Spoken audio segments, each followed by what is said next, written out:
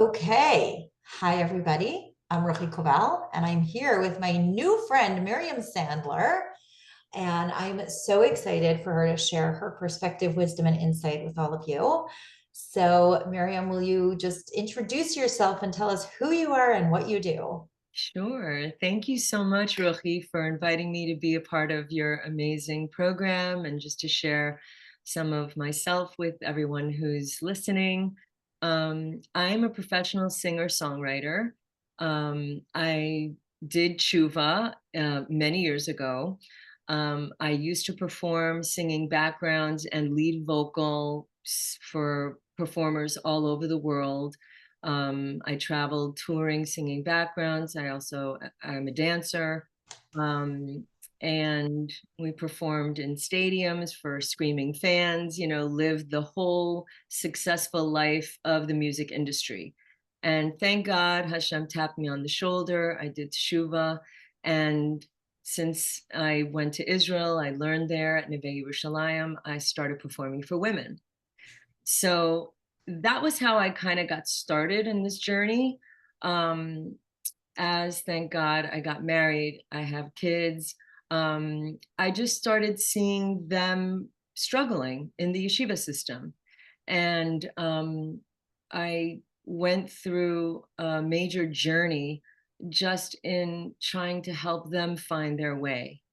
And in the meantime, I just did an enormous amount of soul searching, parenting courses, a lot of inner work, deep inner work.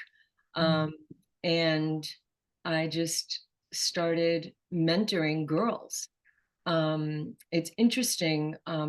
Originally, I think these girls found me just because I have such a cool, funky, different background.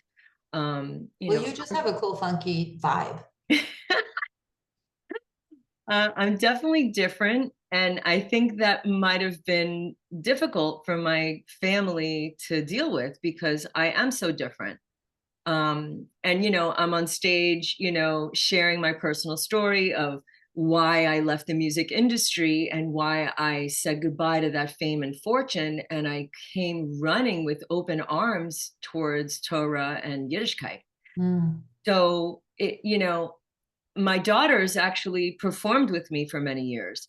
And so I'd be up on stage talking about how, SNEAS revolutionized my life and how it was everything I was looking for. And, just like all these amazing concepts that really made me so passionate about life Mm. that just by default, I started meeting a lot of girls and moms with struggling girls, and my own kids were struggling. So it was really just through personal experience that I was forced to gain tools and wisdom on how to maneuver the yeshiva system and show my kids that they're valuable and I love them no matter what, Mm. and it doesn't matter what their grades are, because I came to Yiddishkeit because I just loved Hashem so much.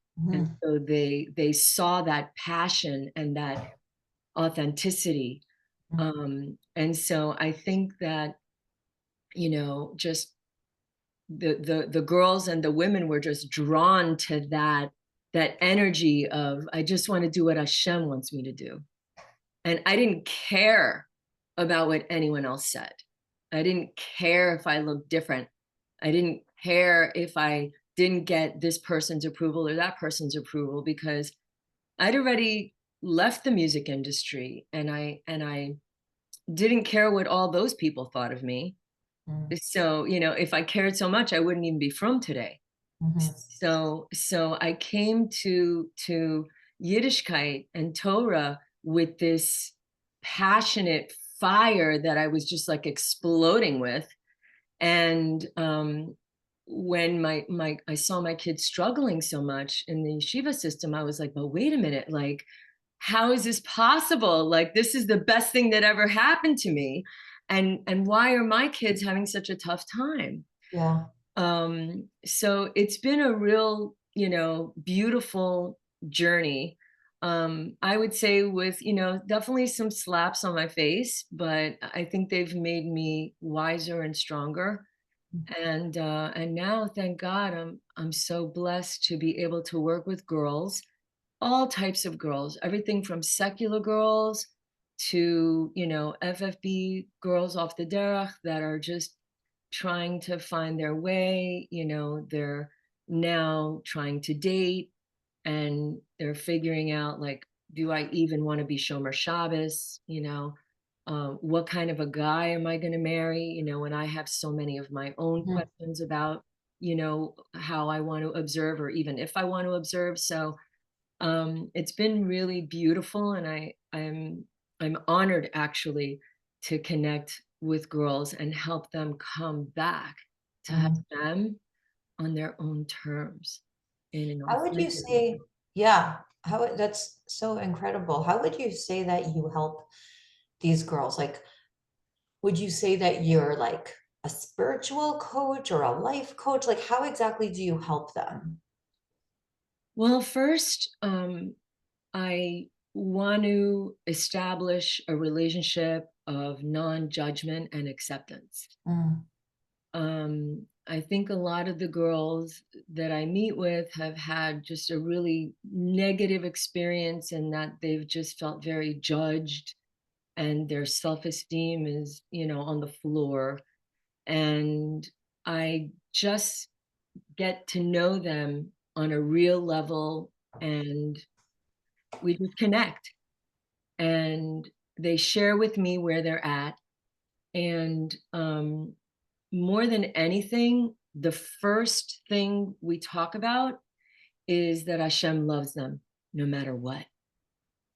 And I think that that's a very fundamental concept that they've just forgotten, because they've been in a system where they're taught that if they don't do XYZ, they're going to Gehenna, mhm, and they're failures, and they're an embarrassment to their family. So I come to them from a real place of acceptance and non-judgment. And I think one of the things that I find has been most powerful for the girls, that, let's say, maybe other people haven't been able to accomplish, is that because I was a successful performer in the secular world, and I have all the credentials, and I've been there and I've done that. um I can come from a place of, um like, I've been there and I've done that. And like, our first meetings sometimes with these girls can be quite heated because they're angry and they're burnt, and they try to kind of convince me that the life of Asav is where it's at. And I basically let them know in a very matter of fact way that I lived the life of Asav on steroids for about a decade. And so they can't tell me that what they think is great, or what they're seeking is going to fill them up, because I had all that, and I had it at the top of my career, with the famous people, with the mansions, with the clothing, with the social media, with all of the popularity and fame and fortune and private jets. And I said goodbye to it because I wanted to, because it was something that I saw was terrible. So they really can't argue with that position. mhm. Because And you lived what they think they want. exactly. And when I go into the schools and I talk to the girls, this is what I really, I burst their bubble, and I tell them that, living the life of what they see on the other side that looks so glamorous and fabulous is really all just sheker. It's a show that Mm, they're putting on. yeah. So when we meet, um, I'm definitely a spiritual mentor, but I'm also coaching them in the sense that they want to try to reconnect to Yiddishkeit and mitzvahs, and I give them just kind of a framework on how to do it step by step, little by little, in a healthy way so that they don't feel overwhelmed or guilty. It's step by step, little by little, where they're coming towards Hashem on their own terms. Mm. And I think that's very empowering for them. Yeah, it is. And for parents of these kids, it can be so hard to let kids do things on their own terms because we really, really want them to do things on our terms. So, on that note, what do you think, since you have this like sort of unique and rare window of insight, right, into these girls' minds, what would you say, like, if you were to ask your clients, like, what do you wish your parents knew? What do you think they would say? I think that the girls want their parents to know how much pain they're in, Mm, but they don't know really how to say it. And, just speaking from personal experience, like there's a lot of tension that can, kind of fuel your relationship with your teenagers, especially like the teen years are like really hard. mm, And, as a parent, you're kind of trying to figure it out as a new parent. Here's my first teen. Okay, here's my next teen. That was a boy, and then this is a girl, and that's very different when you have a teen boy versus a teen girl, you know. But I think that what the kids want the parents to know is that they're just in so much pain, so much failure. They feel rejected. They feel like they've let their parents down. And so I really had to kind of work on my own unconditional love towards my children. And because that's what they need. I took off the halacha police hat. mm. I took that hat off and I put on the mom loves you no matter what hat. And Yeah. it really changed my whole relationship with my kids and with Hashem, really. I How stopped so? I, because because I just got really real with Hashem, and I asked myself, like, how can this be happening to our family? Like, my husband and I are Balei Tshuva. We gave up everything for Hashem, and then we have kids that are struggling. Like, I thought that, 2 plus 2 equals 4. I thought if I put them in the right schools, if I live in the right neighborhood, if I make sure that they have friends that are like from the right kind of families, and I'm sneeze and I cover my hair and I have Shabbos families over, like I did everything right. Like why isn't this working? 2 plus 2 isn't equaling 4 in my world.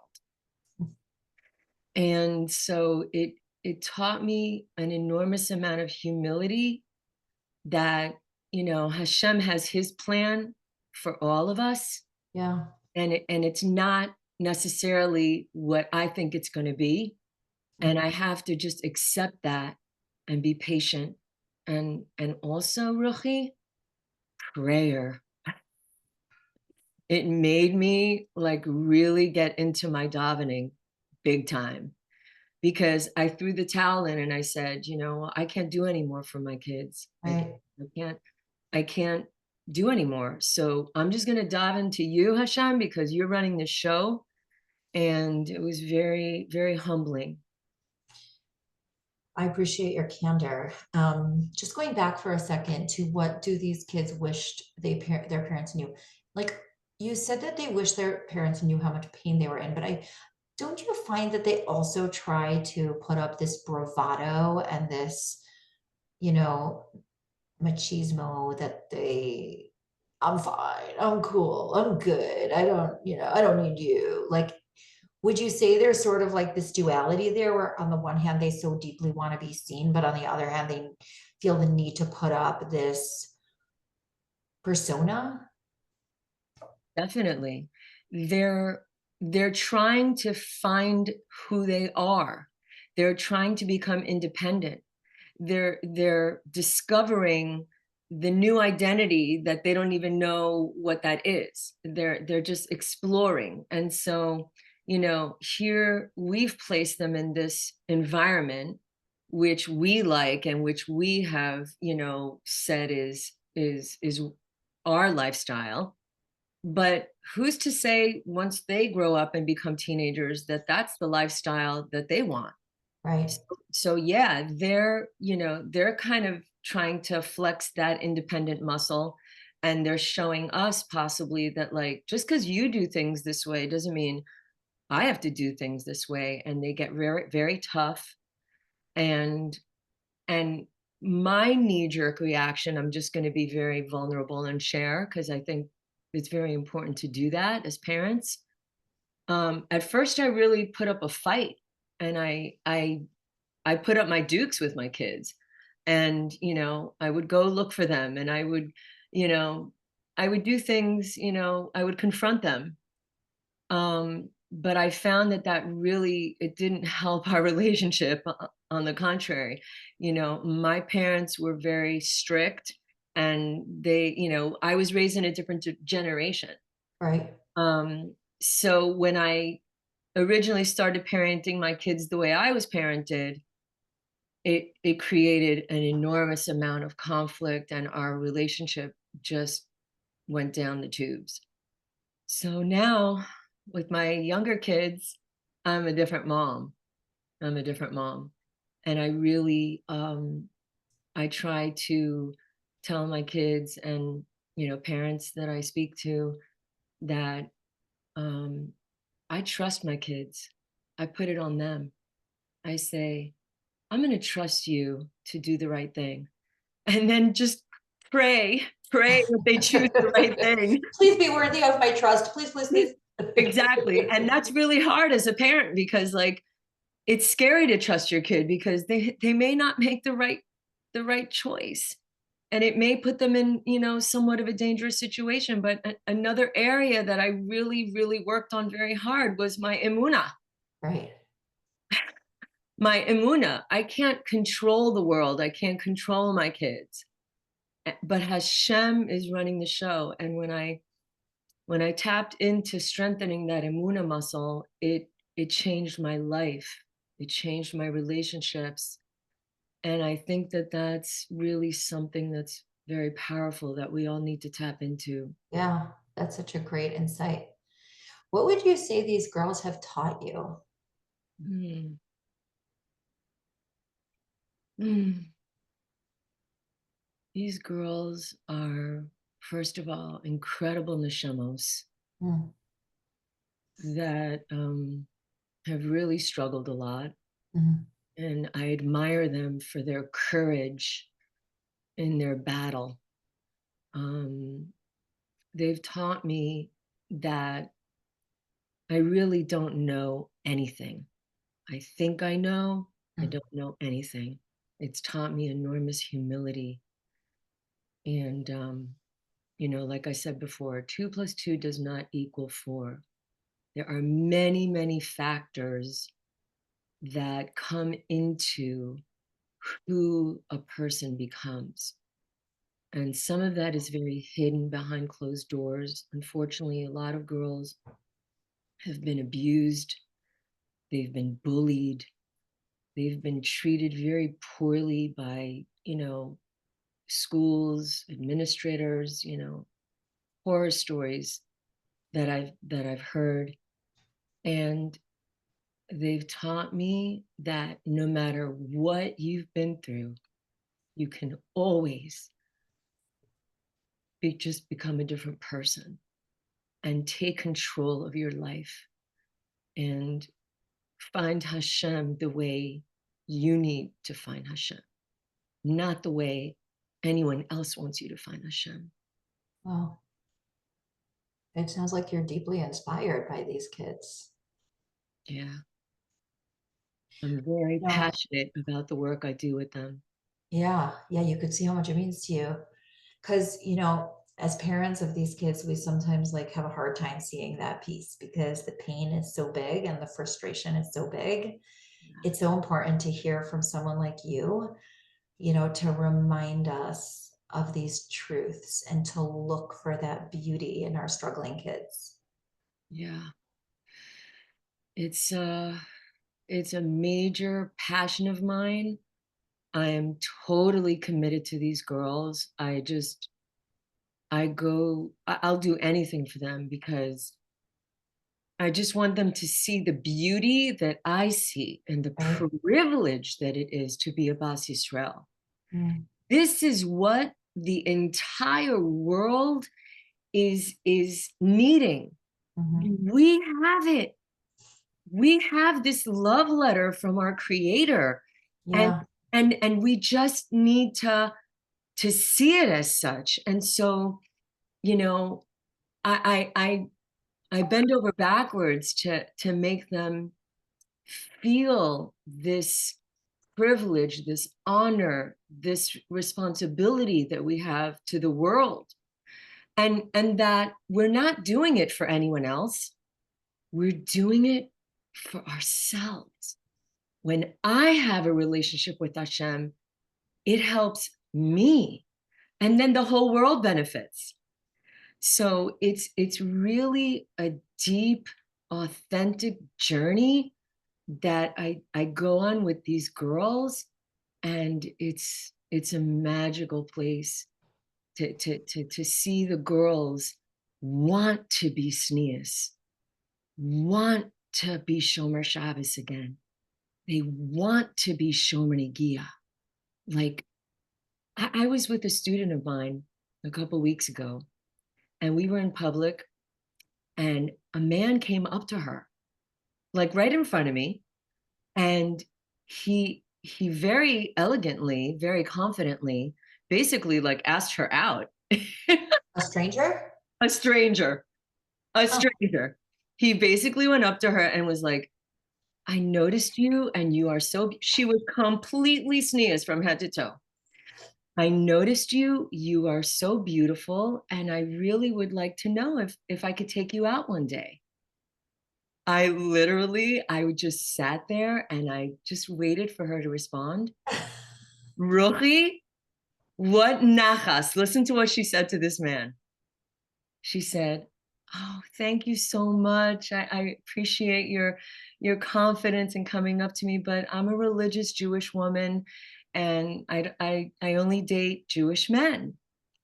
And he actually was putting out his hand to like shake her hand, and she said, "I'm sorry, I don't touch men because I'm a religious woman." And Ruchi, I was literally doing backflips right there. Doing backflips.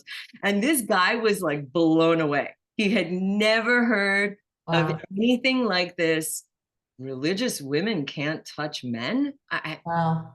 He was blown away. But look how poised and confident she was.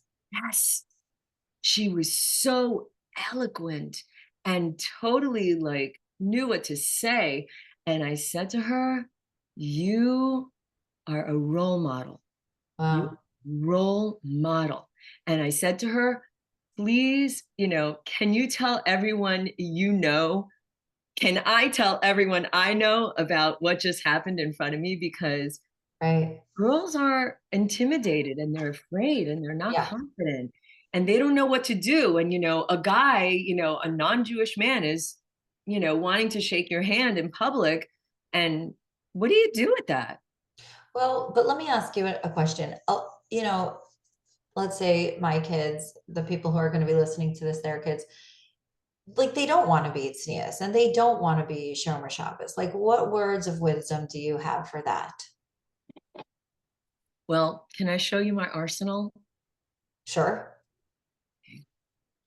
I brought my arsenal to show you all. I have these incredible books. All of these Gila Mandelson books. I don't know if you've heard of her. Yeah, of course. Magic Touch. This is Shomer Negia. Outside Inside. Beautiful work on Sneas. These two are books, Choosing to Love Head to Heart. These are books about Jewish dating and marriage, connecting to your inner panemius, changing your identity from your external beauty to your inside essence. Okay. What do I say to them? We learn these books together. No, no, no, no. Not what do you say to the girls, Okay. but what do you say?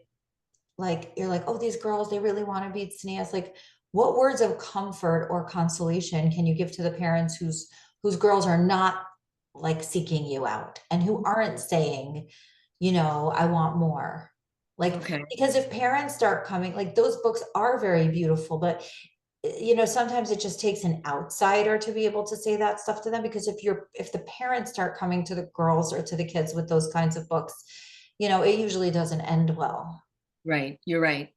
I think that one thing I would tell the parents is that when you yourself are coming to Hashem and doing these mitzvahs with a love, Uh-huh. excitement, and a passion, that feeling, that genuine energy is something that's felt in your whole family.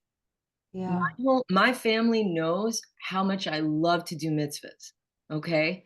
And so when you're that type of a role model Mm. for your daughters, you know, there you can't change your daughters. And tznius and all these mitzvahs has to be something that your children choose when they're ready to choose. But what they can see is that mom is so excited about Kisui Roche. Look at how much Mm. fun she has with her tichels and putting together her outfits. And when I perform, I make sure I like really look awesome, like I do my makeup and my jewelry and my outfits and everything matches and my shoes, and it's exciting. And I also, when my girls were little, I would ask them to be my fashion consultant, and I like included them in picking out my outfits. So, oh, I'm going to be performing at this school. What do you think I should wear? So what I would say to the moms is that work on your own love of Yiddishkeit and do it for yourself, not for your neighbors, not to impress anyone else. Because I did find, Not unfortunately, even for your kids, really. I mean, it has to be completely genuine. right. I did find, unfortunately, there was a lot of hypocrisy within the Jewish world. Mm. There was a lot of judgment, and we're not. I'm just going to say, generally speaking, I found that sometimes people are not doing mitzvahs and connecting with Hashem because it's a genuine love and relationship that they want and have developed. It's just the culture that they were brought into, and this is what everyone else is doing. And let me make sure that I fit into this crowd in this community, or I'm going to be judged. Or what will they say if my kids aren't fitting perfectly in that box? Mm. So I had to just stop worrying about what everyone else thought. And I started that process when I did tshuva when I was 27 years old. Mm-hmm. I stopped caring about what the band members said and what the music producer said and the director of the music video and all the agents and managers and all the stars that I worked with. I didn't care anymore what they said, Right. because once I found Hashem and I knew he was alive and real and just waiting for me to just talk to him, I was like, oh my gosh, like none of these people matter to me. Mm. None of these people matter to me. So that was where I started. And so within the Jewish world, when I, had my children, I'm like, okay, my kids are not fitting into that perfect box. And they're not going to all those perfect yeshivas that everyone else is sending their kids to. And they're not, they're struggling, and they don't dress the certain way that all the neighbors are dressing. But I can't care about what the neighbors say. I can't care about fitting into that box. I have to be myself, and I have to love my kids no matter what. I took off the judgment halacha hat. Mm. I said, I'm just going to be a mommy. I'm going to hug my kids. I'm going to cook for my kids. What are my kids' favorite foods? This is a mommy. There's nothing, no relationship that can equate to a mommy. And your Well, kid, there are some dads in the group too, so let's not forget them. for sure, no. And the dads, for sure. By the way, there's also no other relationship like dad. And your kids need both very strong, role models and figures in their life. They need fathers to be loving fathers, involved fathers that are emotionally connected. Right. Daughters really need to have positive relationships with their fathers where they feel safe with their fathers, and they feel like their father is like someone that they'd want to, like a person that they'd want to marry in the future. Like, so the fathers for sure have a very important role. But I think the message that I want to just, strengthen with everyone is that, you know your kids have enough, people outside messages being sent to them that, they're failures, they're losers, they're a disappointment, they didn't live up to our expectations. They have enough of that going on. What we can give them is maternal and paternal love like no one else on the planet can Mm. give them. Hmm. And just look away, and with time and prayer and a lot of our own inner work, I really, am hopeful and pray that kids do come around, on their own terms. And regardless of wherever they end up or wherever they are today, just love them and be happy, Mm. be internally happy. Yeah, those are the two like twin messages that I feel like are emerging from all of this. Like with your perspective working with the kids, what I'm hearing you say is that the two main things that parents need to do and know is number one, I'm hearing you say to be fully and joyfully embodied in their own relationship to Hashem and Judaism. And number two, to accept their kids on their own terms with no conditions because they have enough hostility elsewhere and you have to be their safe place. Exactly.